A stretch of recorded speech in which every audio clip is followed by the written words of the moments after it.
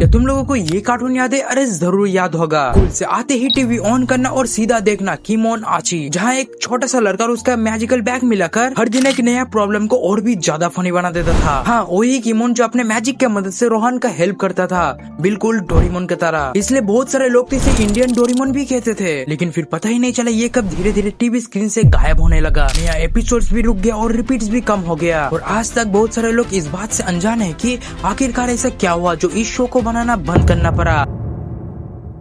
तो गाइस, मैं हूँ रियाज और आप लोग देख रहे हो वाई इंडियन कार्टून्स एंड की episode 4 Y किमोन Aachi डिसेपरेट from TV.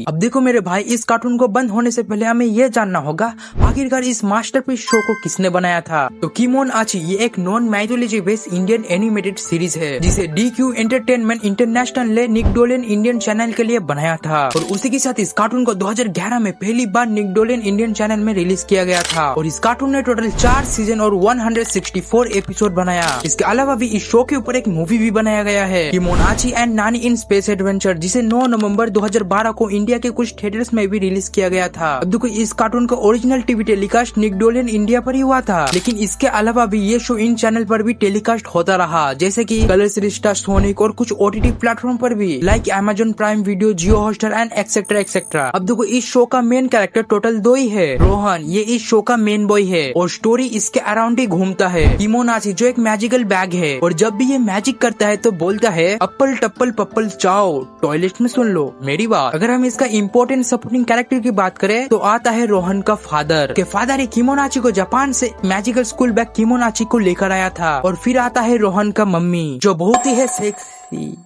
खूबसूरत। बाय द वे, इस शो में और भी कैरेक्टर्स है, अगर मैं उन सभी के बारे में बताने लग जाऊं तो ये वीडियो बहुत ही लंबी हो जाएगा। लेकिन इस शो का स्टोरी को देखकर ये लगता है कि ये डोरेमोन का कॉपी है, राइट? मतलब कि मेरे भाई, डोरेमोन और किमोन आची ऑलमोस्ट सेम ही है। डोरेमोन जो अपने गैजेट की मदद से नोबिता की हेल्प करता है, वहीं पर ही दूसरी तरफ किमोन आची जो अपने मैजिक की मदद से रोहन का हेल्प करता है। तो डोरेमोन फ्यूचर से आया है और किमोन आची जापान के टोक्यो शहर के एक दुकान से आया है। अब देखो, किमोन आची शो को हम डोरेमोन का डायरेक्टली कॉपी नहीं कह सकते, बल्कि इस शो को डोरेमोन से इंस्पायर करके बनाया गया है, इसलिए डोरेमोन और किमोन आची ऑलमोस्ट सेम है। लेकिन इस शो को और भी पॉपुलर और फनी बनाने में मदद किया है किमोन आची कार्टून का वॉइस आर्टिस्ट। किमोन आची को आवाज दिया है अमित देओनदी ने। किमोन आची का एक डायलॉग मेरे को, जो उसका सिग्नेचर डायलॉग है कि अप्पल पप्पल चप्पल चाट, टॉयलेट में सुन लो मेरी बात।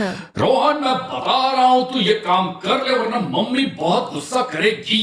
अब तुम लोगों के मन में एक सवाल तो जरूर होगा कि किमोन आची कार्टून को और क्यों नहीं बनाया गया, इसे सडनली बंद क्यों करना पड़ा, इसका कारण क्या था? ये जानने से पहले हमें पहले ये जानना होगा कि किमोन आची कार्टून इंडिया में कैसा पॉपुलर था, इसका क्रेज इंडिया में कैसा था, क्या ये बाकी कार्टून्स को टक्कर दे भी पाता था? तो देखो, किमोन आची इंडिया में 2011 से 2015 के बीच काफी पॉपुलर था। स्पेशली निकडोलियन देखने वाला किड्स 6 से 14 एज के ग्रुप में हिट था। कूल गोइंग गो किड्स को रिलेटेबल लगा ये शो। लेकिन सच ये है, ये टॉप टियर मेगा हिट नहीं था, पर मॉडरेटली तो स्ट्रॉन्ग पॉपुलैरिटी जरूर थी। ऑलरेडी स्ट्रॉन्ग कार्टून टीवी में चल रहा था, जैसे कि Doraemon, Shinchan, Okonedo cockroach, Pokemon, जो बहुत ही टाइम से टीवी में राज करते आ रहा है, बल्कि अभी भी टीवी में कर रहा है। तो इनके सामने किमोन आची पॉपुलर तो था, लेकिन नंबर 1 शो नहीं बन पाया। लेकिन भाई, मेन सवाल तो यह है, इस शो को बनाना और बंद क्यों कर दिया? अब देखो, इसका ये 3 रीजन हो सकता है, ध्यान से सुनो यहाँ पर। Reason 1, TRP and competition pressure. उस टाइम इंडिया पर ऑलरेडी स्ट्रॉन्ग शो चल रहा था, जैसे की डोरेमोन, शिनचैन, मैंने पहले ही आपको बोला। इनके सामने इनके कॉम्पिटिशन में किमोन आची का व्यूअरशिप स्टेबल था, लेकिन डोमिनेट नहीं बन पाया। इंडिया का चैनल जैसे निकडोलियन इंडिया यूजली वही शो को कंटिन्यू करता है जो टॉप TRP ले आता है। किमोन आची पहले तो टॉप TRP ले आता था, लेकिन धीरे धीरे उसका TRP शायद गिरने लगा हो, तो रिजल्ट न्यू सीजन के लिए शायद स्ट्रॉन्ग पुश नहीं मिला। Reason 2, animation cost and return. इस शो को DQ एंटरटेनमेंट ने बनाया था। अब देखो, एनिमेशन बनाना कोई बच्चों का खेल नहीं है, क्योंकि एनिमेशन बनाना